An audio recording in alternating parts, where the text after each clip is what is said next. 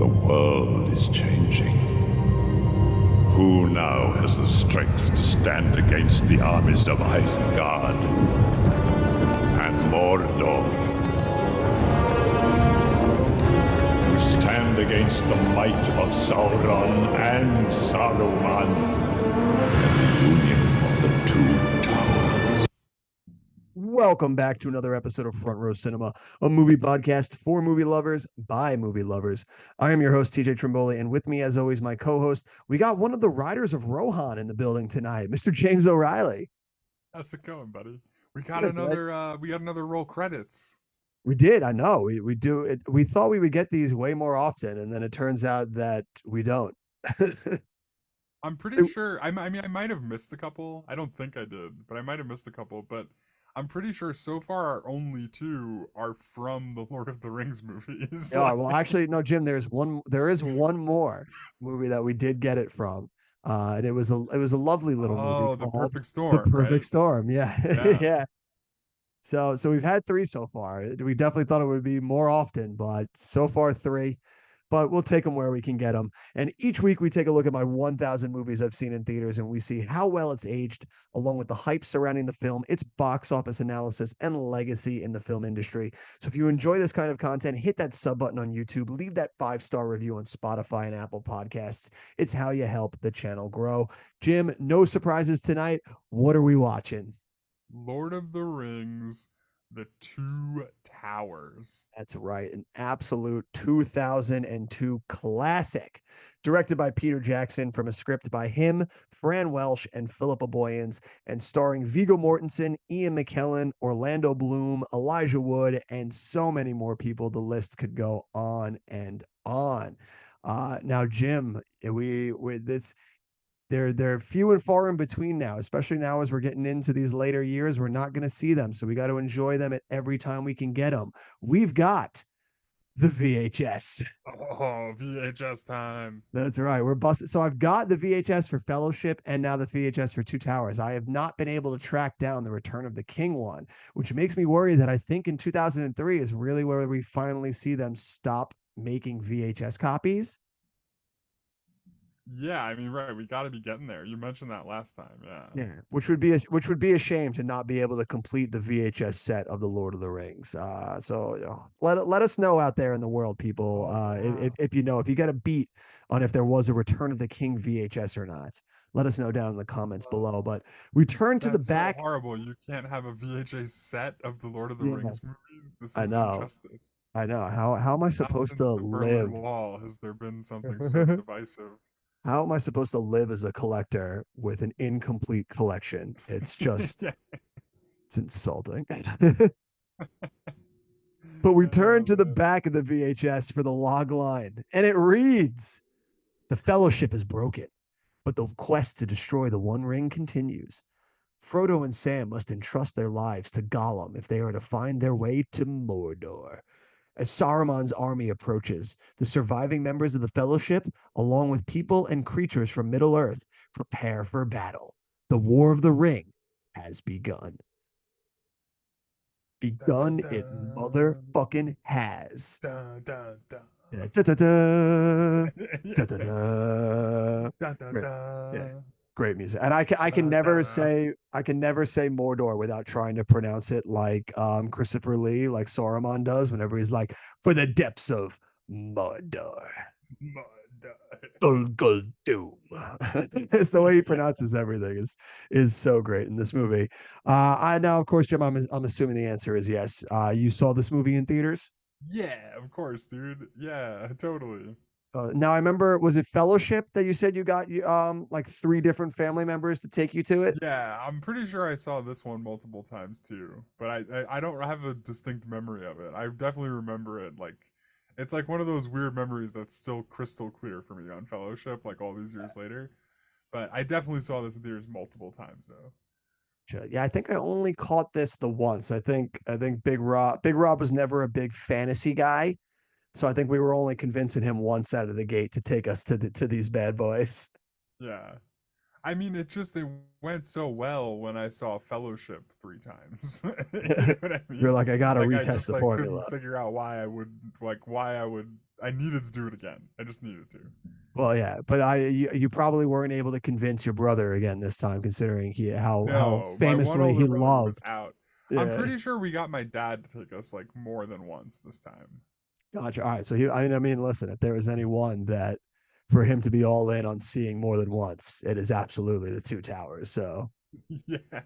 that absolutely is the move right there. And it was the move for so many people because I'm sure that so many people did repeat viewings because this movie was an absolute smashing success. So let's cue it up, Jim, and let's dive into some juicy box office numbers. Numbers, dates, numbers, numbers, dates, array, dates, numbers. Show me the money. I'm expecting big, big things here, Jim. Yeah. All right. So to start with, it has listed here a $94 million budget, right?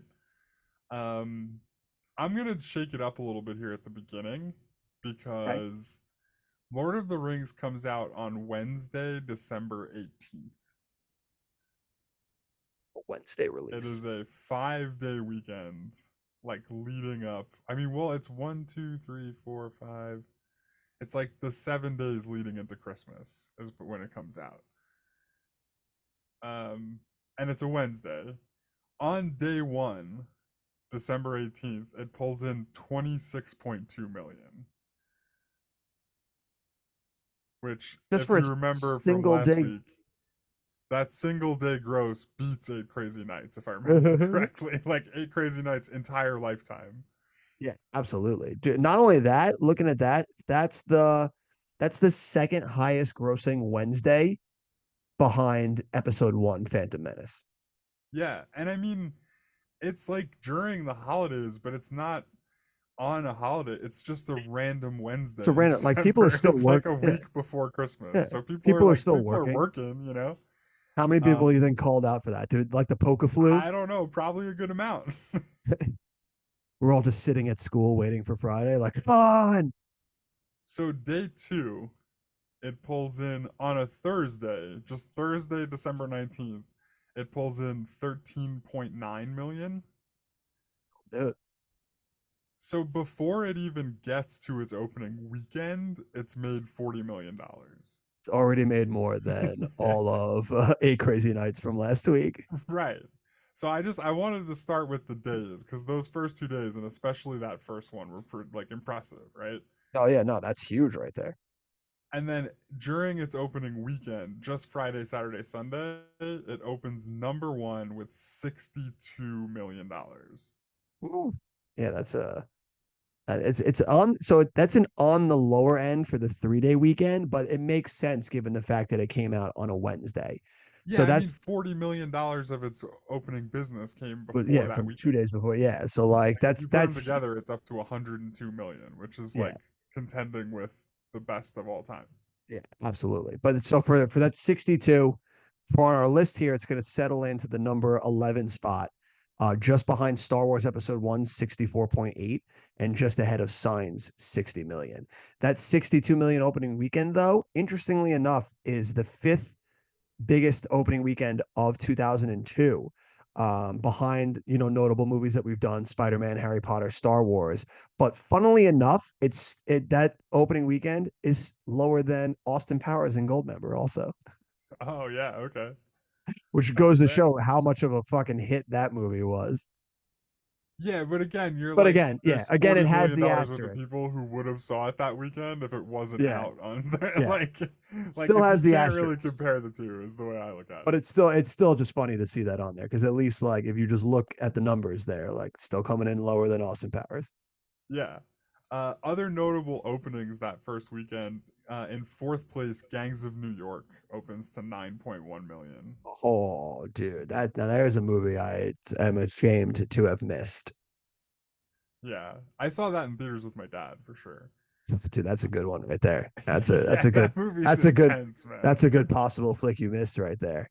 That is. Yeah. Now Um, going off of this before we dive into anything else, Jim, also one of the things that we don't normally, touch on, but I did see it come up when I was looking up, stats about this movie, like yeah, gearing up. So we don't normally talk about opening weekends, international or whatever, but I felt like this one was notable to mention. Okay. So we did 60 million domestic. International pulled in 99.4 million. So while our 62 million was the fifth biggest of the year, that 99.4 was the highest of all time for an international release. Couple Dang. those together makes it 189.9 a worldwide opening weekend, also the highest of all time. Yeah, which is nuts. And there, I mean, it shows, right? Because the other opening we talked about, Gangs of New York, was in fourth. Wild Thornberry's movie came out that week. He was down in sixth with Looks like 6 we're million. how happy are you we're not doing another Nickelodeon movie? I'm super stoked, yeah. And I mean that's so it's opening against Gangs of New York, which is more of an Oscar bait, like probably not a big blockbuster holiday movie. Like that's a movie that's trying to have long legs rather than Yeah. be a big hit out of the gate. Wild Thornberries is in competition. And then to round out the top five, Made in Manhattan's in its second week, and then 2 weeks notice comes out that week. It's Oh in man, second place. that's some counter programming right there. I don't know what's 2 weeks notice. That was the rom com with Hugh Grant and Sandra Bullock. Oh, sure, yeah. Yeah, yeah, totally. How many of those did they make? There's probably like at least three, right? 2 week notice, leave of absence, workers comp, all in the franchise. Workers. Oh man. Um, weekend two of Lord of the Rings: The Two Towers. We are gonna go on a run. It's gonna stay in first place. Only a 21.2% drop. It comes in It's first with insane. 48.9 million. It's fucking insane. That's a great hold. Yeah, and it's running domestic total at this point 200 million. Yeah, like It's been out for 2 weeks, murdering, dude. murdering. uh, it beats opening that weekend in second with 30 million. Catch Me If You Can. Oh yeah, I don't even want to talk to you about that. Yeah. Gangs of New York goes up because this is Christmas now. That's why the Yeah, drop is so low. This is yeah. like the 27th to the 29th. A bunch of people are out here. Wait, we should look at hold on. Holding. Actually no, fuck He's done. it. Weekend 2, it pulled in what I said, 48.9 million. We talked about a lot of these other movies. Let's go to weekend 3. It stays in Crazy. first place. It's crazy though that at one like for that holiday, I could go to the theater and see like if I wanted to do a run, I could watch Two Towers, Gangs of New York, and Catch Me If You Can. Like Right. that's That insane. all three of those movies are out in theaters at the same time is pretty sick. Yeah. That's insane. That's a really peak time to go to the movies right Yeah, there. like fuck, dude, that's amazing. Oh, did I miss? I think I missed Chicago. Oh, Chicago's in there too. Yeah, Chicago. So in week 2 of Lord of the Rings, that's why I missed it. It only came out in 77 theaters its first week. It came in So 13th so it with did like a $2 limited million. run. Yeah, that's getting a small run and then it's gonna blow up as soon as it like gets put out in an expanded release. I bet you Chicago is the movie that just like rules January this time I could see around. it. It's gonna like Greatest Showman it. Yeah, right, exactly. Weekend 3, Lord of the Rings pulls in 25 million. It's still in first place. Beats out Catch Me If You Can again. Dude, it's Um, nice to see a run again. Chicago goes up to 304 theaters and it's at 5 million, which seems like really good numbers for that many theaters. I'm like surprised that it's doing such a small rollout too. Yeah, it's interesting for 'Cause that's a sure. big movie. Yeah, and it's like an Oscar bait movie. I think that's why they Oscar, do yeah. it. What didn't it Like they win? released it in 77 theaters in December because then I think it qualifies for the Pies. previous year's Yeah. Oscars. You know what I Well, mean? it wins Best Picture, right? Doesn't I Chicago think win so, that? yeah. Yeah. But that's definitely an Oscar bait movie though. Like they released Oh, that on absolutely. December 27th because they're like, "Yep, we're just gonna They get know. this in time for the Yeah. deadline, and then this movie's gonna kill, and people They are gonna know. go see it all the way through February." They know exactly what they're doing. Those bastards. Yeah. Weekend 4, Lord of the Rings is out of first place. Ooh. 41% drop down to 14.7 million. It loses And I, to Just Married. Opening weekend of Just Married. And just our Chicago tracker, it's in 362 theaters now. Pulls in 5.6 million. My God. All right. Well, hey, it was nice to get a run while we can. 3 weeks, good enough to join other notable 3 week movies: Phantom Menace, Castaway, Sorcerer's Stone, and Signs. We've yet to see it. It couldn't match The Fellowship. The Fellowship spent 4 weeks in the top 10. I mean, in the top 10, 4 weeks at number one. And we haven't really seen a movie since then be able to do more than four. It goes from 4 weeks as Fellowship, and then up above that is Titanic at 15 weeks. So huge, Yeah, huge gap. yeah, for sure. I mean, Titan, right? That one with Titanic's not gonna fall for a while. No, but you would think we'd eventually maybe see one that maybe could do five. I don't know. Yeah, no, that's a good point. But so far, no luck. I mean, there's like more movies coming out. I guess I don't know. And I Like feel like it's going to the be business was harder. so top heavy too, right? So Yeah, like, it's going to be harder to pull off a fiver like in this day, and as we're going on and you're getting more of these big huge movies that are doing these big huge numbers, it's going to be harder and harder to hold that top spot. yeah. So like we Lord of the Rings in weekend 5, it pulls in. It's in fifth place with 10.3 million, right? It drops down to fifth in this by then. Yeah, but its domestic total up to that point, like including its fifth weekend, is 297 million. So it's So like they yeah, crushed it. They just yeah. everybody went and saw it a bunch like the first 4 weeks. You know what I mean? Like, and then it slowed down a lot. And what else beat it that week? It's crazy that it dropped down to fifth. Yeah. So opening this week, Oh boy. I am gonna guess that this might be our next movie. Okay. In second place, National Security. Ooh, you would be wrong. Oh. Okay, so National Security comes in with 14.4 million in second, and then in first place, also opening that weekend, Kangaroo Jack with 16.6.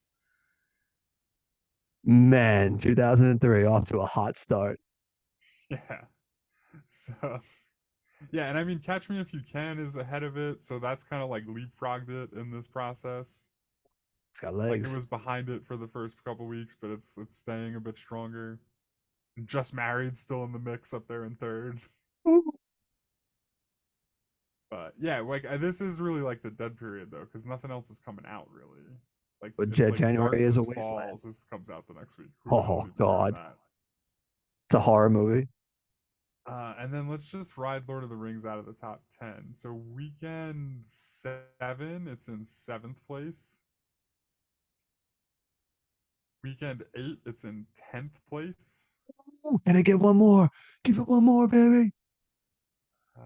Weekend 9, it's in 12th place. Ah, what a shame. All right, so it joins a bunch of other boys in the 8 week club. We got The Lost World. We got How the Grinch Stole Christmas, Spider Man, Gold Member, and Chamber of Secrets. So not bad company to keep. No, and just really quick on that last week, our Chicago tracker, Oh yeah, let's hear it. it's up to 2268 theaters and it pulls in 12.6 million. It increases 17.8% going into week 8. So that movie is just an absolute runaway success over the winter. Yeah, yeah, it's up to 80 million in its first 8 weeks, but it's just like I'm gonna stop there because I think I might pick this one honestly if you didn't see it in theaters. Did not see Chicago in theaters. Yeah, that's probably gonna be my pick because that movie fucking rules. I haven't seen that movie in forever. I can't tell you the last time I watched that, so that would be a good pick. Yeah, I'll save my thoughts for it when I probably pick it because I love that movie. It's on the board. Um, yeah, and then so I mean just some totals for Lord of the Rings. It finishes with 339.8 domestic, Hmm. 596.9 international for 936.7 worldwide. Man.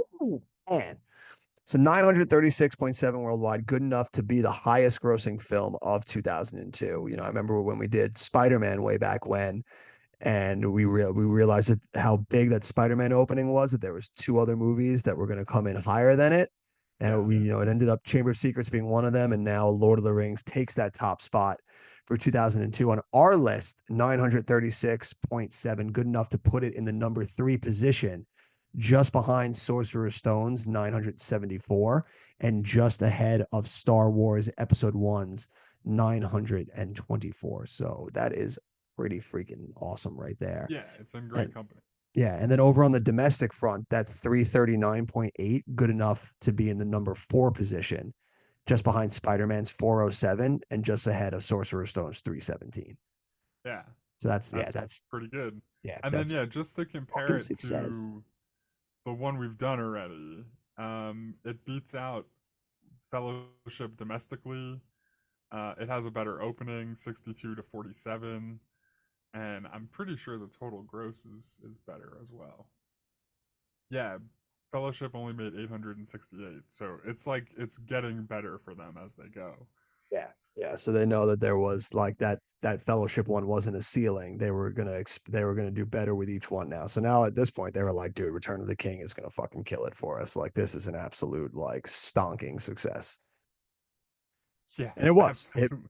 absolute success. It sits with a 95% on Rotten Tomatoes, 8.8 on IMDb, and it improves on The Fellowship. The Fellowship was an A minus cinema score. Two Towers comes in with an A. Yeah. I mean, how could you give it a bad grade after the way this movie ends, dude? Yeah, yeah. If someone gave this one a shit score, like I just feel like you just don't like movies. Yeah, I don't know, if you left that theater thinking anything that then other than that was the coolest thing ever, I don't know about you as a person. Exactly. Then there's no pleasing you. Yeah, exactly. The words of Goldmember. Just no pleasing somebody. But let's dive into this beast now, Jim. Let's hear it. Some likes, some dislikes if there are any. Yeah, I mean, it's just awesome, dude. I like the reason I go back to these movies so often is because a lot of the details that we'll get into, but they also just all have this amazing like airy quality to them where the establishing shots of whatever crazy New Zealand hills they're filming in at the time, like all those establishing shots, all the like really wide like high angle shots of like Legolas and Aragorn and Gimli running, I was just like with the swelling music in the background, those scenes are just all so rewatchable. They're all so cool, you know? No, this movie looks amazing. I love all those shots too, where like they do the like zooming close up on the character as he like runs into the shot. Like when they do it so much with Aragorn, Gimli, and Legolas in those opening scenes, when like he comes up and he's like, "A red moon rises, blood has been spilled this night." It's Yeah. like, Or God, I that fucking love it. how intense is that thing that they just jump right into the action where they're hunting that band of orcs Yeah, for like 4 days straight they without just don't stopping? stop running. Yeah, it's like so. They're just it's like fucking Gimli's like we're natural sprinters, great over short Yeah. distances. But yeah, and they're like, come on, we're gaining ground. It's like, dude, how long are you just gonna chase these guys for? When do you need to rest? It's insane. Dude, that's why But humans became apex hunters, baby. We can just outrun any prey yeah, but yeah, and and wear then them so down. they're hunting those orcs. Then they run into the riders, and the riders like slaughtered everybody. And then they have that awesome like tracking scene where Aragon goes through the remnants of the battle and finds Like, where Pippin and Merry went. dude's got to be the greatest tracker in the history of game hunting. Like, Yeah, he's just like it's looking at like amazing. branches. I'm like, dude, what? Like, where are you getting all this, bro? A hobbit Yeah, laid here. yeah, and then the way that culminates too, he's like, and then they went into the Fangorn forest, and even the dwarf is like, the Fangorn forest, what madness drove them there? And I'm like, dude, I have no idea what the Fangorn forest is, but it sounds amazing. I'm just like, I don't need to know what it is. They just have put it in my head how infamous it is. You know, that's all I need at this point. And then I'm anticipating what I'm gonna see. It's so cool. The building blocks in this are just like so fantastically well done. I also like the way the like we talked a lot about Frodo as a main character in the first one, Mm. and he picks up that like he picks up that mantle in this one in a huge way, and the way that that story continues from where his arc ended in the first one, where he's like learns in the first one the fellowship can't work, it breaks apart, he's got to like really bear this basically alone, right? Mm. And in this one, it's tearing him apart like at the seams, like he's like really falling apart. And in this one he meets Gollum, who is in the same position in a way, like he's like addicted to this ring. He's basically like the worst case scenario for if you hold on to this thing for a while, right? Like you turn He's into a his fucking future. like gremlin. Yeah. Like Isn't it um Schmiegel? and so he travels with Gollum because he needs Gollum to prove to himself that he can beat this thing. You know what I mean? Like that Mm. if he can bring Gollum back from those depths, then he can also survive this ordeal of carrying this ring. Like so it's just a cool way, like he's really got to sink his teeth into that, and like that matters to him on this journey, and it's just a cool way to continue his journey, you know, his arc Well, from the first it's a good like question for him to grapple with while we know we're in this middle chapter, because it's like we know he's not going to get rid of the ring in this one. So it's like, so how do you build suspense for him while he's just basically walking from point to point?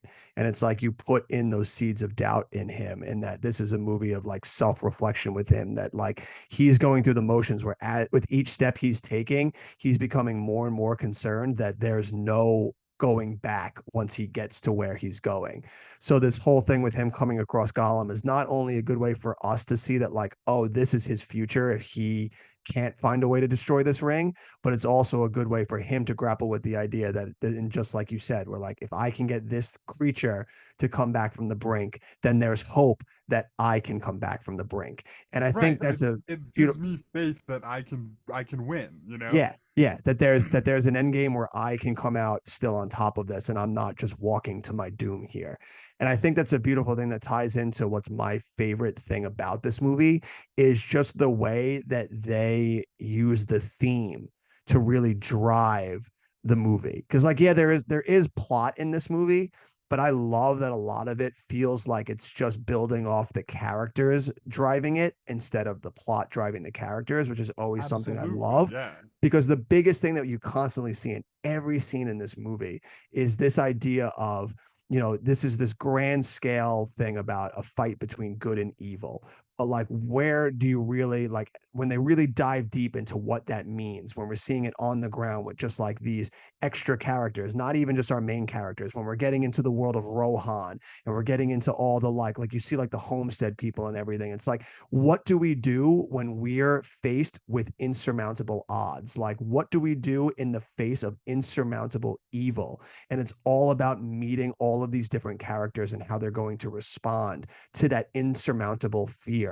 Like, well, how are we going to get over this? Who's going to have hope? Who's going to crumble? Like, we meet like Aemir, who like gets banished out of Rohan, and his thing is like, we're just going to go through and just like fuck shit up. Like, you meet Theoden, who's like lost all this hope as he comes out of Wait, like this wait, wait. Hold horrible on. How do you ordeal. pronounce his name? Isn't it King Theoden? It's Son of Thengir! I forgot. You got to give him the honorific titles. I don't know yeah. what I You was can't just thinking. start talking about the King of Rohan without his honorific, dude. Yeah, but like he goes through this huge crisis of faith in this movie, and like pretty much the Aragon's whole thing in this whole movie is basically make sure that King Theoden doesn't lose his shit and manages to like retain that hope.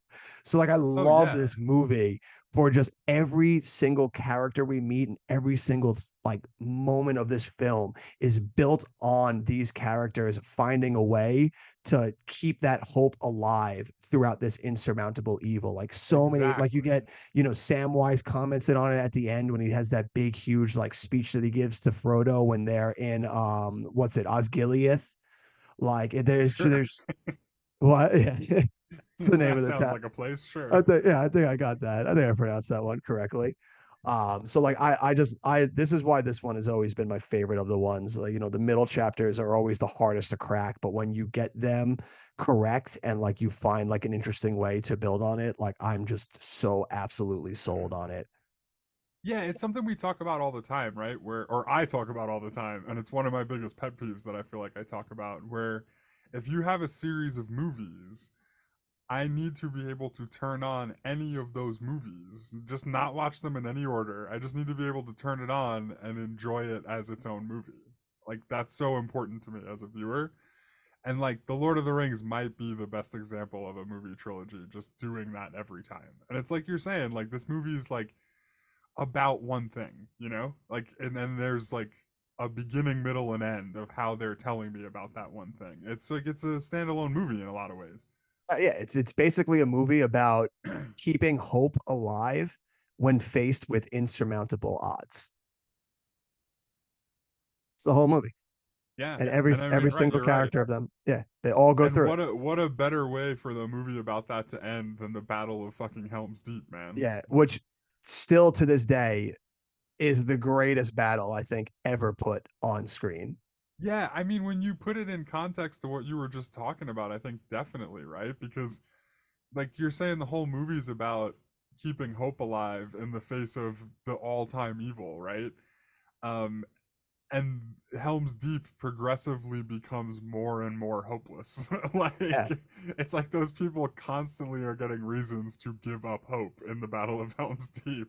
the whole time they're And doing it too, they just gotta hope that like Theoden doesn't lose his shit throughout it, like and just yeah, crumble. yeah, right. Well, no, he's going crazy. Yeah. And but if they can just hold out to the fifth the like dawn on the fifth Dawn of the day, fifth day. like Look to the east and the dawn of the fifth day. I'm like, wait, yeah, and say then that one more Aragon time like before you leave. convinces Theoden to do that one last charge. Yeah. Like they're just gonna go down swinging. I love that. He's like, what can we do against such reckless hate? He's like, ride out with me. He's like, yes. Right. So I Which mean, also what better way? that scene Yeah, go ahead. dawned the greatest line I think in the history of lines that young boys and everyone used throughout all of time whenever they wanted to cross swords together, which was, may this be the hour we cross swords together. Yeah. I always loved uh most of these men have seen too many winters, and then Legolas is like, or too few. Just in So that funny. battle alone has so much great like quotable dialogue. Like when Yeah. it first starts and like you see like the like 10,000 orcs show up and like that's not enough to do it. It's not until it starts raining and thundering you hear Theoden just be like, and so it begins. Yeah. Hold on. Before you get to the beginning though, how insane is it before the battle when they're all gearing up and they're just given like 7-year-old kids Oh yeah. axes? There's like the one It's kid like outside, like just banging, like getting his sword ready, and he has like yeah. zero clue about what he's doing. Yeah, it's just like that kid is traumatized forever, no matter what happens. Which also like I get like you need every able-bodied person that can fight, but at the same time, like you're facing 10,000 orcs. Like, do you really need that 7-year-old kid? Like Right, what? what difference is he Yeah, making? You know, like like the kid's making zero difference on the battlefield. exactly. Like it's It's just like, so but no, funny. I thought that part was so intense that they were like giving armor and weapons to these like children. Yeah. Well, dude, I also love that part too because then it cuts to like Legolas and Aragon and they're arguing in Elvish, and then like they're having this huge fight in Elvish, and then you just hear Aragon in English just go, "Then I will die as one of them," and like Yeah. everybody else is probably just like, "Yo, what the fuck did he just say?" Like, Yeah, whoa! I didn't realize it was getting that heated. can you tell me it's a suicide mission, bro? Like what? Are we supposed to have some hope here? Yeah. But no, that scene's amazing though. When he does the "I will die as one of them" line, I eat it up every time. It's so Oh, good. yeah, dude, It's it's so so good. intense. It just the way all of that just builds. Like you get like they make it as like hopeless as possible, and then you get the out like you hear the horn, and they're like, that's no orc," and then it's like the fucking elves just start strolling in, man. Like, and they're like, "Yeah, bro, like once upon a time, men and elf fought side by side. I'd like to honor that once again." Yeah. But it's only like 300 elves. Even that I was kind of like, I don't know if that's going to be enough, guys. I think you Yeah, might need right. some Like I more help. love how like fucking whatever, what's his name? Fucking from V for Vendetta. I don't know what his actual name. I think is it Elrond? Is the I elf? don't know. I think his name is Elrond. Where like he's having like Oh, the lead like elf, yeah, Elrond, yeah, yeah, yeah, yeah. yeah, he's having like the telekinetic conversation with Galadriel, and they're like, "Do we leave them to their like machinations, or do we help them?" And he's like, "We'll help them. I'll send 300 elves." Yeah, right. Which I guess that's a pretty formidable like if Legolas is any example of what an elf can do, like that 300 of those could probably do a lot of damage. But But then you see what's his name, like that main elf that shows up gets murked like the second they breach the walls. yeah, true. Which that's dude, that scene cracks me up every time with like the big, huge, dumb orc who's got like the big like lighting stick to throw on the bomb, and you just see him like do like this huge stage dive into it. Yeah, he's doing like the sprint. Yeah, that run is so iconic, It's dude. What a so great iconic. It's like shot. Legolas, bring him down. Yeah. Yeah, Which that's then so leads to amazing. probably the greatest scene in any battle ever is Legolas just riding a spear down a set of stairs Yeah. while he just snipes people with fucking bow and arrow. Like greatest that might be the greatest thing ever in a fight scene I've ever seen. Yeah, it's just, and again, like all of this is made 10 times better because of like you were saying about how the movie's all about hope, you know? Like they're literally fighting to the last like tooth and nail, pulling out every crazy move they can think of. You know what I mean? They're sliding downstairs, shooting people with bows and arrows. Um it's just so much more intense because of how the build up is to it. It's so great. Yeah, and it just makes it amplifies it so much. Like every time you see them going tooth and nail, and then it just cuts to like a wide shot outside, and you just see how many more orcs are just waiting in the wings. Like it's just like there's zero hope. Like they've Yeah, killed you guys are so fucked. like Legolas has killed like 125 orcs already, like, and it's done nothing. Right. Who knows what happened to those 7-year-olds by now? Like, Right? Like they're fucking just they probably just died of fright like immediately. yeah, yeah, no, and yeah, I mean, it's also like set up by that scene with Saruman when he's making the bomb, and then he goes out, and he's like, "But sir, it would take tens of thousands to storm the keep." And Another he's like, great character right tens of there. Yeah. thousands. Fucking talk about iconic, just fucking Grima Wormtongue. Oh yeah, dude, he's such a like a snivelly little worm. It's so great. It's like, dude, how did you ever take a fucking advisor named Grima Wormtongue? Like, of course that guy's fucking evil. Yeah, which You he's bring he such ba- ill tidings upon his master. yeah. Yeah. How did anybody let that guy get away with anything? Yeah, he's like Rasputin. Dude, he's like But, walking in on fucking like Eowyn's like apartment, like just trying to like put the moves to her. Like, it's like, dude, someone's gotta get this guy under control. yeah, he's insane. But yeah, that scene when they like free King Theoden, so awesome. He's like, "You, the staff! I told you to take the Yeah. wizard staff," and You would not Gandalf's on just an like, old man as walking stick. yeah.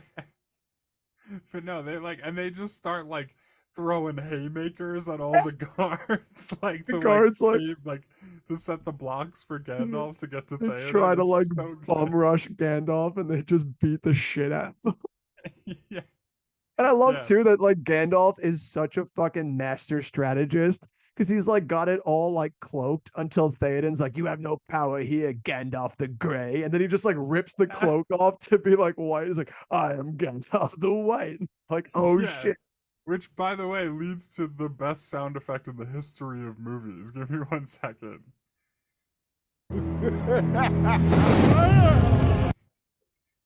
That's So, the exact moment when he flips the cloak and he's Gandalf the White. It's so like, good. "Ah." I love that too when like he first starts to do it. Like he's not given the full power yet. And he's like, "You have no power here." Yeah, you have the power here, Gandalf the Grey. So Like great. it's so good. And like they do it's such a good like chessboard of battling with evil and battling with good, because King Theoden, they took him off the chessboard at this point by just basically having him be possessed to the point that they were able to kill his kid. And now he comes out of this, and a dude that we need to be at peak power is just a shell of himself, because as he says to himself, like, no person should outlive their child. And he's just Yeah. like, from that moment on, like, just doesn't believe they can win. Like, no matter Yeah. what they're trying to push him to do, his only concern is just getting his people to safety and then just trying to ride stuff out. Right. Exactly. Yeah. Yeah. Which of Who course would is doomed to fail. Yeah, he's But like, it's who would also come for like our aid? Gondor would call. Gondor? Where was Gondor when the Westwood fell? yeah. So epic. No, but you bring up a really good point though. When you're fighting the ultimate evil, you're not just like walking up to it and punching it in the face. You're fighting for like political power. Like you have to like turn the tide of the world you live in to actually win, you know? Like, you So see the like it's a great far-reaching example of that. grasp. Like King Theoden is like you're saying, he's on one team and he's like locked away, so they need to free him up because now they have the power of Rohan behind him. It's like a real fantasy trope, and they play it to perfection. Oh, it's far and away my favorite part about this movie is everything with that storyline of Aragorn, Legolas, and Gimli being put on that path to basically keep hope alive in Rohan. Like, it's just immaculate. Yeah. I mean, like it's a thing that happens a lot in the Wheel of Time, right? Like where Yeah. like they're like spending a lot of time trying to sway like kings and stuff to their cause. And like, that's basically just what they do here. It's like, we just gotta sway Rohan to like be like, yeah, we gotta do this, man. Like, I didn't fucking Gandalf showing up on the dawn, the fifth of the first day, whatever the fuck he says it. Yeah. Look, dawn on the first of the sixth morning. It's like, wait, Gandalf, say that one more time. No, and he's gone. Yeah. But no, they show up with the riders, and that might be my favorite line in the movie. To the king, and, Yeah. and they like charge like into the orcs. So amazing. Dude, it's so fantastic. I Dude, we just haven't even talked about two things. Okay. One, the Ents. What a fantastic fucking addition to this movie. Yeah. No, and it's such a great way to fight back against like pretty much everything Saruman was doing in the first movie. Like, it's nature restoring the balance, because he has that great dude. I fucking cry every time he goes on that dialogue about like causing the age of like industry, where he's like, we will make the machines and the industry will rise. It's like, dude, what are Yeah, you talking about? Like, so great, dude. But yeah, it's so that insane. scene's amazing. That's where we got the intro from, where he's talking about who will Yeah. stand Against against the the might. power of Yeah. Isengard and Mordor. Like, The joining it's of the so two good. towers. It's so great. But yeah, that's that whole scene. He makes that speech, and then they show them like building everything up and cutting down all the trees, and there's orcs like hammering swords, like blacksmithing. Like Yeah. it's so So amazing. funny. Then like, he just wants to cause the industrial revolution. Like, it's so funny. And the trees get up and fight back, Yeah. dude. The trees aren't having it, baby.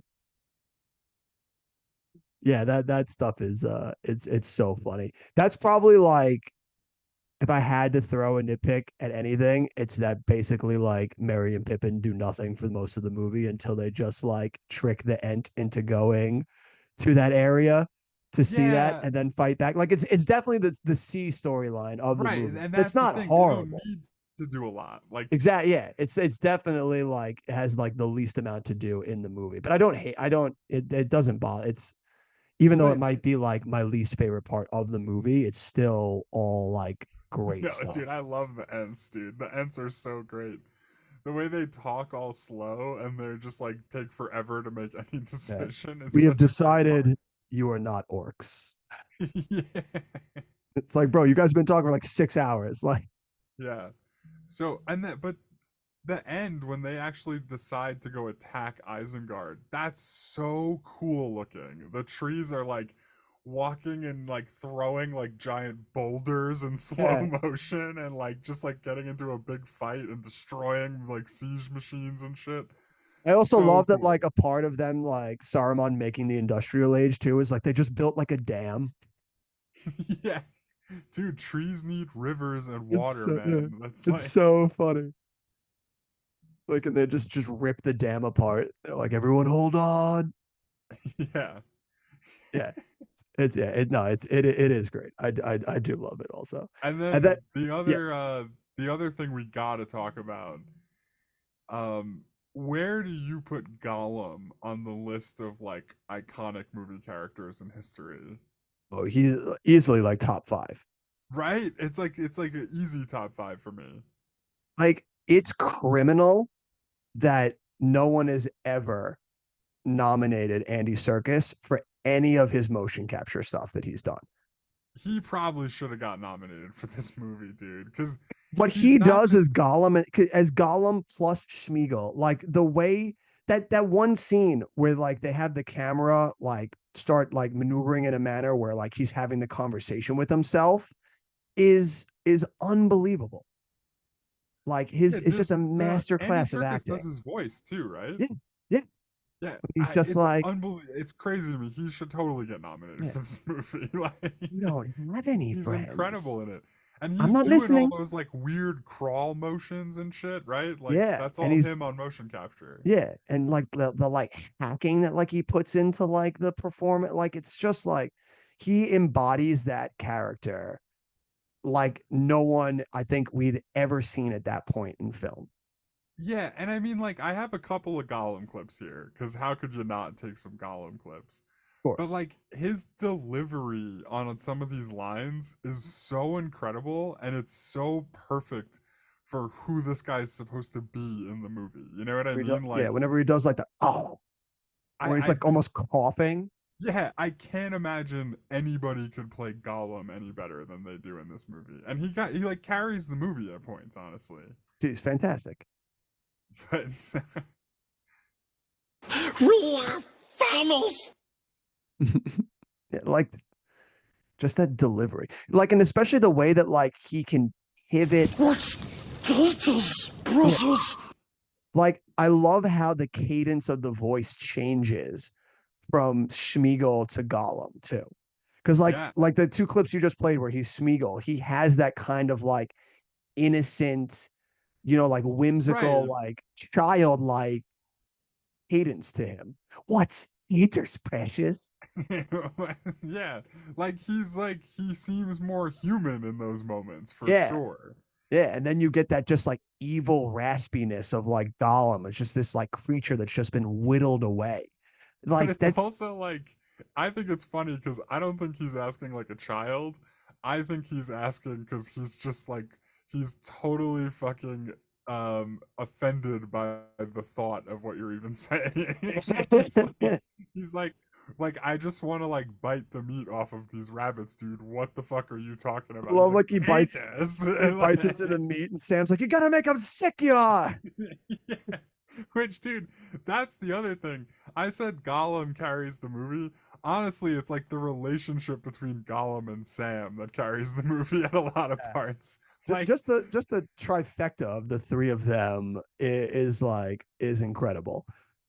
yeah, like I think it's maybe one of my favorite parts, and it's such a small thing, but I think it's like early on when they first link up with Gollum, and like he does something, and him and Frodo are like having words, but it's like they're kind of getting to a place where it's friendly, and then Sam just goes, "I don't believe you, rah!" I like attacks him. It's like the way he does it is so spectacular. It's just amazing. Oh, Um, Samwise Gamgee, but the greatest, the best sidekick ever to lead someone to the finish line. Like, he's just a fantastic character. Potatoes. Boil them, mash them, stick them in a stew. You want to talk about iconic lines right there? Like, right. it It's may like be the one of the most most iconic. iconic movie lines Yeah. ever, right? I think, especially for this movie, I think that line, especially, and then also the looks like meat's back on the menu, boys. yeah, that's Those one two. too. And Yeah. I love that line, especially because, like, it implies that orcs know what a menu is. And I just think that's the greatest thing ever. Yeah, seriously. Like, By the way, how many orcs would you say they had at Helm's Deep? 10,000? Hoaxes, thousands of hoaxes. Thousands of oxes. Yeah, That's just what was coming out of the Black Gate, man. They had so many I know, more I know. Yeah. at Isengard. Yeah. No, and then like I do love the journey that they go on with Gollum too. It's like pretty cool in this movie. It's just like it's amazing all the way the pieces work together. I can't imagine it being any better, is I guess how I would No, put it. it's fantastic and everything. And even when they come across Boromir's brother towards the end, and it's another, hurdle of them coming across another person who has to like this fine line between facing this insurmountable evil and good, especially now that we know that like once as soon as you know that he's Boromir's brother and he lives under fucking what's their horrible father, Denethor? Like and Oh you yeah, yeah, see, yeah. yeah, yeah, like so like that whole segment also is great. And also like by the end of this movie, like Sam and Frodo, they should have just kissed, right? I don't know. I never get that vibe from them. I never get Oh that vibe from no. them. When Sam is telling like, you think like we'll ever be in one of those stories, Master Frodo? And then like Frodo's like, he never could have got there without his Sam. And he's like, Okay, yeah, you you're shouldn't be not telling, you necessarily shouldn't be wrong. making jokes, Mr. Frodo. And then like he gives him that like smile and he's like, I'm not. I was sitting there, I'm like, just kiss. Maybe you're making it. I feel like you're making it sound way more sexual when you're repeating it than Dude, it does in the watch that movie. scene again, man. When Frodo gives him that look and he's like, his Sam, like, there's no other way to take it. Yeah, I mean, I guess yeah, his Sam is pretty Like, yeah. rough. And Like he that's could have like just said like he that's couldn't have done it clearly without implies Sam. something. Yeah, Like he could have said like he couldn't have done it without Sam, but he had to say his Sam. He stuck ownership on that. dude, they're just simple hobbits. They don't have your hangups about showing emotion, man. Like they like they like to eat and they like to dance and they are Listen, comfortable talking to their friends. all I'm saying is I'm a sucker for a good love story, and they should have kissed. All right, Yeah. I mean, yeah, they were I built. don't know. I kind of like that Sam gets to like raise a family at the end because that's what he wants in life, I mean, and he he's still could have if done that anybody's because it's earned it, he has. he still could have done that because it's not like him and Frodo are gonna have a future. Frodo's going off to the Undying Land, so like, but they're in the Yeah. two bros in the woods, like they're going through some shit, like that's Yeah, I his mean that's how Sam, it goes like down in Brokeback Mountain. That yeah, tracks, I think. exactly. Listen, what happens on the way to Mordor stays on the way to Mordor, right? Yeah. I mean, yeah, I guess why not? But no, uh, I like the way though that like to me it's like a friend who's frustrated like because he can't help his friend more, so he's like being like protective for of him throughout the movie. It's so cool. no, it's their whole relationship throughout the entire journey is great, and we'll talk more about it in Return of the King. So the way it culminates is also just is fantastic. But I mean, no matter whose storyline we're following, it's great. This is one. Not only is this my favorite Lord of the Rings movie, spoiler alert, it's one of my favorite movies of all time. Yeah, I it's tough. I feel like I usually say it's The Fellowship. That's my favorite, Yeah. but this time, I mean, like I watch this one and sometimes I think it's my favorite. Like, It's immaculate. It's just it's perfection down to a T. So I don't really have anything I could possibly complain about this movie. Do you have anything that you could yeah, possibly I don't have nitpick? a bad word to say about it. It's just like from top to bottom, it's fucking perfect. Exactly. Yeah. So, It's just perfect. And just the way it just builds on that theme and then just accentuates it with the Battle of Helm's Deep is it's incredible. Like there's no other big form epic that we've really seen on the big screen that has just worked for me the way that this movie works for me. I yeah, can't I think of mean any that other that's huge scale movie that really pulls off what this movie pulls off for me. the thing that I think it has over The Fellowship is that the ending is so fucking epic. You know what I Yeah. mean? Like the ending of The Fellowship is also pretty epic. Although like I maybe not really the ending even. The ending kind of fizzles out in a way, like plot wise. Like it gets smaller. They just run away. Yeah. But And this movie it also like does go on. no, just the way like it doesn't end at the scale that Two Towers ends, which Two Yeah, Towers ends with a giant battle for the fate of humanity. You know yeah. what I mean? Yeah, it's great. And not only does it have that battle where, this is the basically like if this whichever way this goes is going to be the determination of the hope in which all these characters are going to go forward with, like as they continue to face this evil. But it also wets your whistle for Return of the King. Because you're like, that was that battle. Like that was just a skirmish between like an army of orcs and everyone in Helm's Deep. Like that Yep. Return of the King is gonna be fucking insane. It's gonna get so much bigger. I mean, the Yeah, big bad hasn't even shown up yet. exactly. Yeah, exactly. Like we haven't even gotten to like the main like fight. Like this is if this was that, like couldn't even begin to describe what Return of the King would look like. And the fact that Yeah, then I you would mean, have a this whole movie was about year. beating the wizard Saruman. Yeah. Even though like we don't really see him, like he does get beat, but you don't really see him take that beat until like the beginning, I think, of Return of the King it is, right? I think it's only in the extended In the extended version. edition where you actually see him die. Yeah, there's like a whole long scene at the tower Yeah. where Saruman's just standing at the top of Isengard and they're like yelling at him from the Yeah. bottom. And then like falls off, Yeah, something like that. like slips on a banana peel. Yeah, right. Mo and Larry come over and push him off the edge. Uh, You know, it's they like, pie him in the face. He just goes right over the edge. Because yeah, yeah, because at the end of Two Towers, the Ents once the water comes in, and then you see like the Ents brace against it, and Merry and Pippin are on top of the one. We don't really go back there again. yeah. No, you just know that like the Ents destroy One, yeah, Isengard. you just know That's that they all you need destroyed to Isaac. know. Yeah, but you don't see anything about Saruman there until the next movie. So yeah, so they kind of leave that open ended. Yeah. But all right, yeah. So do you want to move on to IMDb deep dive? Yeah, I don't really have anything else to add other than this is a masterpiece of a movie. And if you've gone this long without seeing it, you better rectify yourself immediately.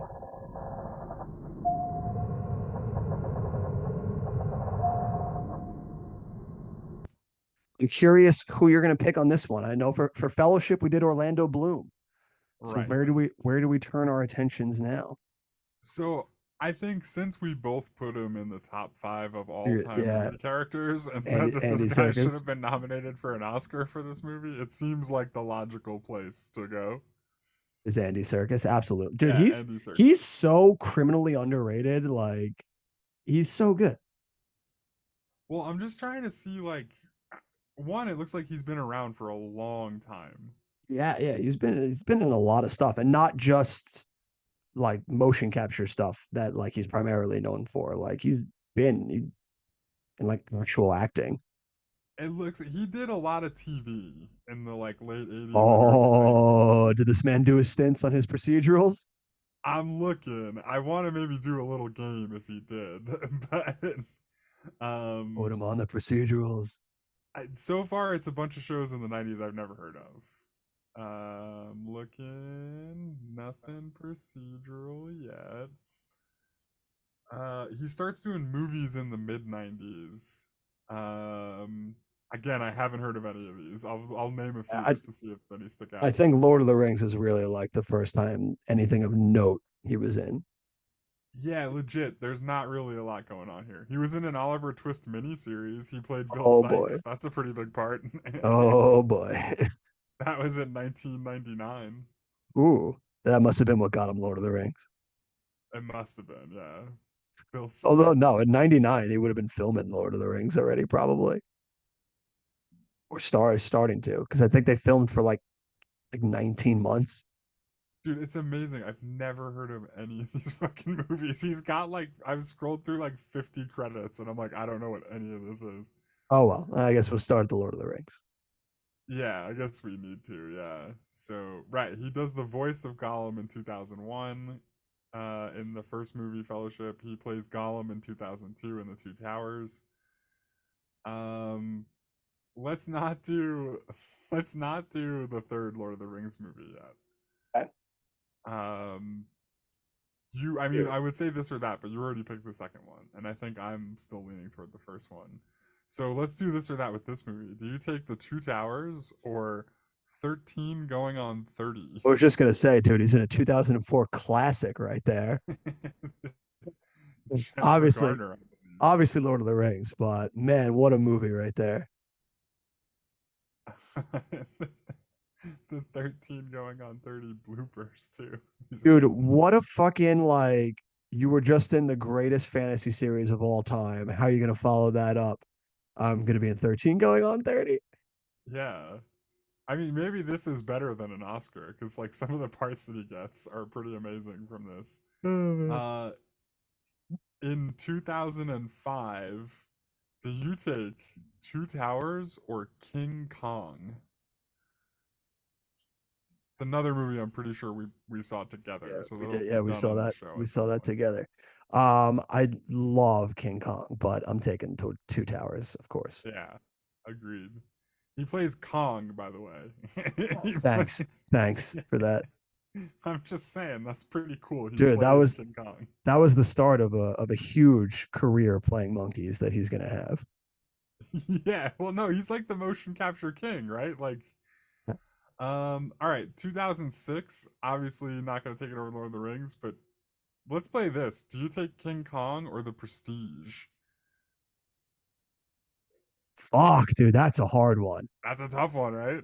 That's a really tough one. That's Fuck. why I pivoted. I was like, I can't pass this up. Ooh, you son of a bitch. You sandbagging son of a bitch. The Prestige. I'm taking The Prestige. Yeah, I like King Kong. I like the first hour and a half of it a lot more than I like the Yeah, rest of the other hour and a half of it. yeah. No, no, I love King Kong, but just like the Prestige is just on another level. Yeah, The Prestige is an all-time classic. Um, he plays Allie in The Prestige. I don't know who the fuck that is.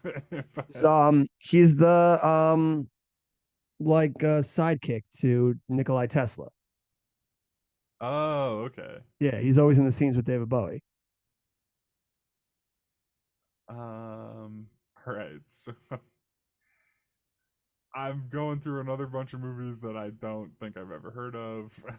He does some video game work. I'm guessing that's motion capture too for a game. Oh Probably. no, he does a voice. King Bohan in Heavenly Sword.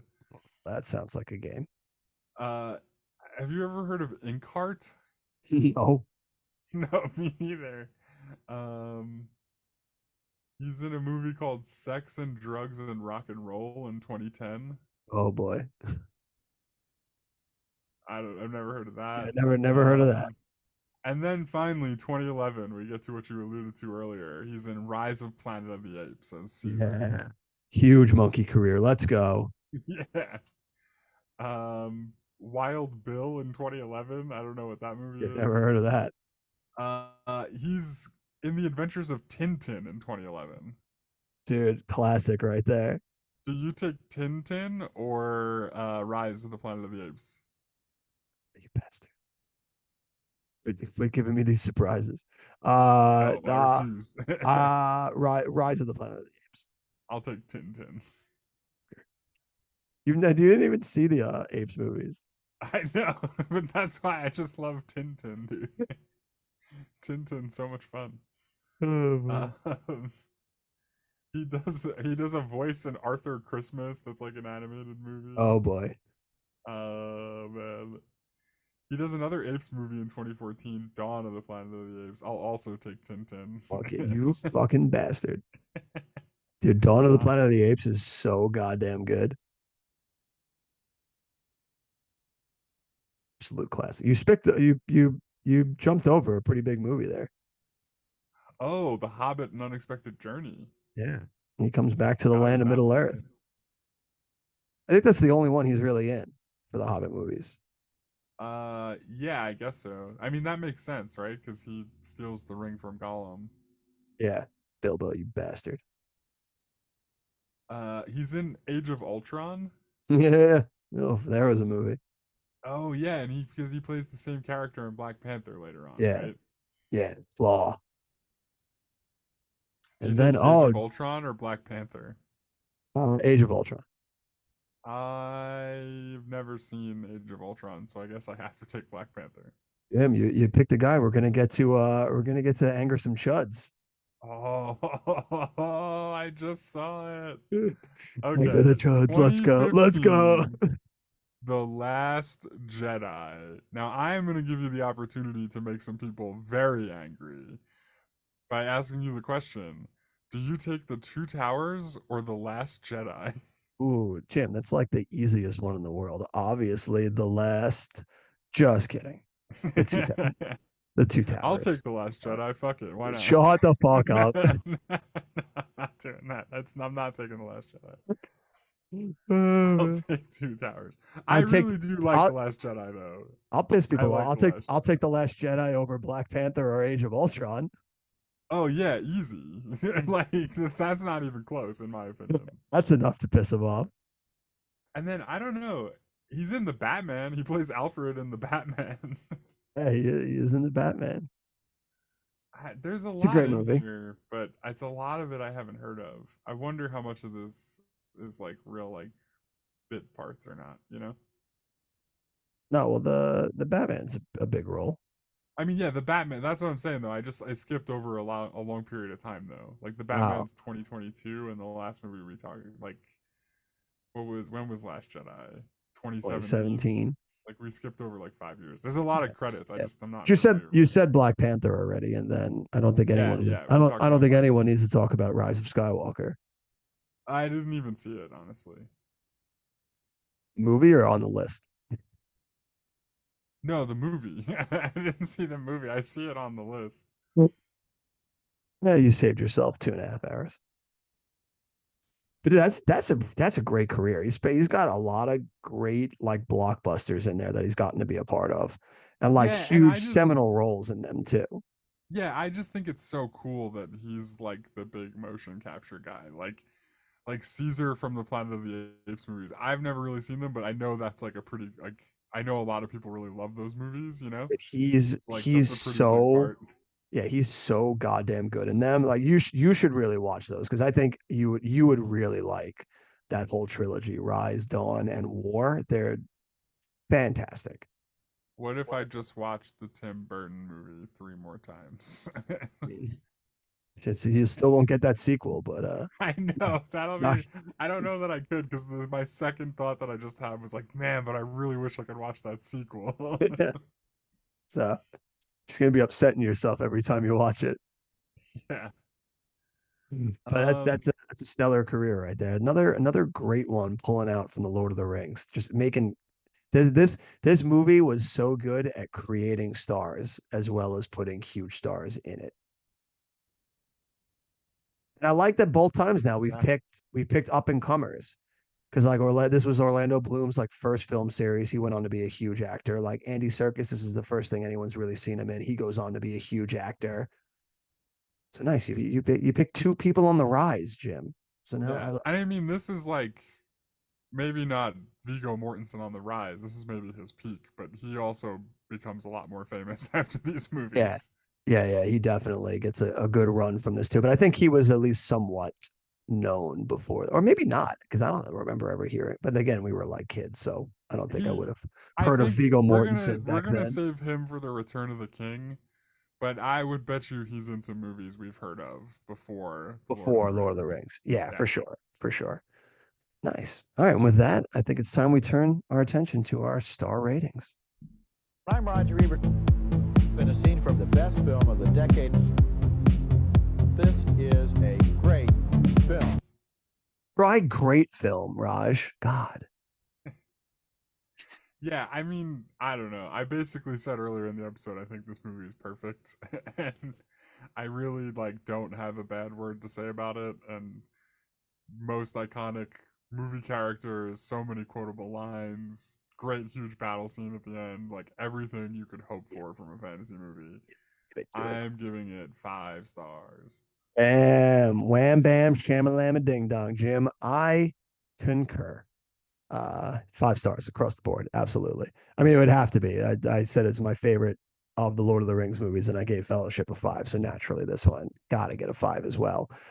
So another momentous occasion here at Front Row Cinema, Jim. We have now added our third movie to the Yeah. Perfect 10 list, joining The Fellowship of the Ring and Titanic. which I think of all the movies we've done so far, like those three in particular, absolutely deserving of that. Yeah. Now Yes, absolutely. the question is, will we go for a hat trick? Well, it'll be interesting to see when we come around to Return of the King if we're going to complete the series. It'll be interesting to see. Yeah. Because I think the Return of the King is easily the one that I watch the least out of Yeah. the I three. would say if you had asked me before we started doing these, if any of them had a chance to not get a perfect five, like which one would it be? I would pick Return of the King. Would have a chance. Uh, But yeah, I same. that's not me saying that I It am can't. not going to give it a five. I just Yeah, think like that it potentially might not get one. it potentially could happen. It's in the cards, but we'll have to see when we come across that bad boy. So beautiful right there. We're not even gonna rank it because how do you rank three of the greatest movies ever made? It's just gonna sit in I mean, I underneath. think it's got to be like a bonus episode at some point, but I don't necessarily want to do it right now. Yeah, where we take a shot at all these tens. But yeah, no, we're definitely not doing it, especially with only three tens right now. We're not. That's not a battle we're ready to have yet. No, we got to get up to like five first. If we get up to five, I think we can do it. And Yeah, I we could do think it. maybe the way to do this is if three of the five are Lord of the Rings, we wait till we get to eight and just have the Lord of the Rings battle to see who gets to move on. you know? That's fair. Yeah, because if we get to five and half of the battle, the playing field is the Lord of the Rings. It's a tough playing Yeah, field right there. it's not as fun, you know? Yeah, Because like a definitely. lot of the reasons that I gave these first two movies the five are like because like they're just so prototypical of Lord of the Rings movies. You know what I mean? So like it's like if Peter Jackson had made two more of these, I probably would also give them fives. You know what I mean? Yeah, Like absolutely. they We just can have do. so much like glue and stuff in between the big events that really like draw me in and keep me interested. So All right, so it'll be interesting to see as we go along if what other movies will join our perfect 10 because we know there's plenty of you still out there. We just don't know how long we have to sift through more garbage to get to you. Speaking of garbage, Jim, would you like to take a gander at a guess of our next movie? uh It is a January movie. did I get it? I guessed one earlier, National Yeah, Security. you guessed That was National it, right? Security. It wasn't National Security, but it was a movie that you said in the box office. Don't tell me it was Kangaroo Jack. It was not Kangaroo Jack. Okay, good. I don't know then. What was it? We only named one other movie, and it was the movie that dethroned The Two Towers in the first week of January. The Ashton Kutcher vehicle, Just Just Married? Married. Oh my god. Yep. We're going to Wow, Just isn't Brittany Married. Murphy in that? Yes, she is. Yeah, Ashton Kutcher, Brittany Murphy. Dang. Going to be an interesting. I think I watched that movie literally once when I saw it in theaters and never touched it again. So, going to be interesting to go back to this one. Yeah, moment of silence for Brittany Murphy. But yeah, that's right. I forgot about that. Oh shit. R.I.P. girl. Well, you'll get a due diligence in the IMDb deep dive next week. We'll tell Ashton Kutcher to fuck off. I want to talk about Uptown Girls. Oh my god. All right, yeah. So I guess we know where that deep dive's coming from. Yeah. But we turn it over to you guys now. Let us know down below your thoughts on the absolute classic that is The Two Towers. Is it your favorite in the series? Is it not? Let us know all that good stuff down below. And we will catch you next week when we dive into another January classic in Just Married. Jim, do you have a recommendation this week for the people? Nah, I think maybe go watch Just Married. No, go Go watch what? Lord of the Rings, actually. Go watch The Two Towers. Yeah, that's right. Yeah. We did say if you have not watched The Two Towers, then you absolutely should watch The Two Towers. I don't have a recommendation really per se, but I'll just say the last thing I watched because I don't want to go 2 weeks without having a recommendation. The last thing I watched was actually a piece of garbage on Netflix. So if you're looking for a good piece of garbage on Netflix, you should go check out A Family Affair, the new Nicole Kidman, Zac Efron vehicle, the latest Oh, piece of yeah, yeah. original programming that Netflix decided to grace us with. Far and away, definitely one of the worst things that I've ever seen. Really? Dang. Oh yeah, dude, it's brutal. There's just like I a was string hoping of Zac Efron movies. would come hot off of Iron Claw. No, no, it is not. Yeah, great turn in Iron Claw, not so great turn in A Family Affair. I don't know why it's suddenly becoming this big thing. They had it a few months ago in May.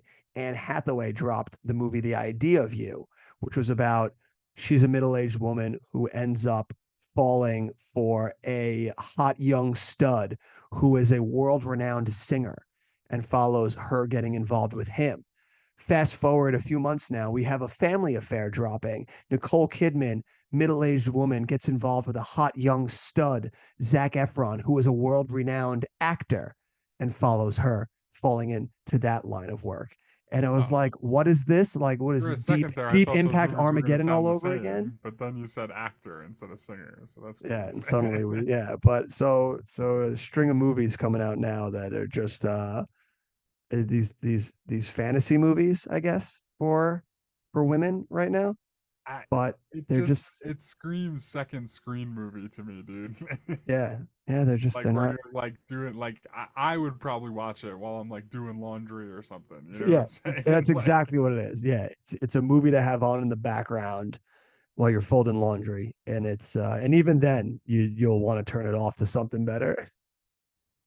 well, yeah. Once I'm done doing the dishes, then yeah, I don't want to actually watch it. You know, that's Yeah, once you're done doing whatever menial task you're doing around the house, you'll be like, "Why do I have this on?" maybe I'll go watch that right now. I unfortunately had no menial task on. I just watched it, and yeah, there's an hour and 40 minutes of my life just gone with the wind. All right, And I'll have to match I'd it. like you to I have to also match waste it. that hour and 40 I'll minutes at watch it. home, Yeah, I'll people. watch it Yeah, soon. there you go. So do that. In Waste an hour and 40 solidarity. minutes. In Thank you. solidarity, I'll go watch it. Solidarity. Thank you, brother. But now we'll turn it all over to you. Drop it all down below. We'll see you next week for Just Married. And as always, we'll see you at the movies.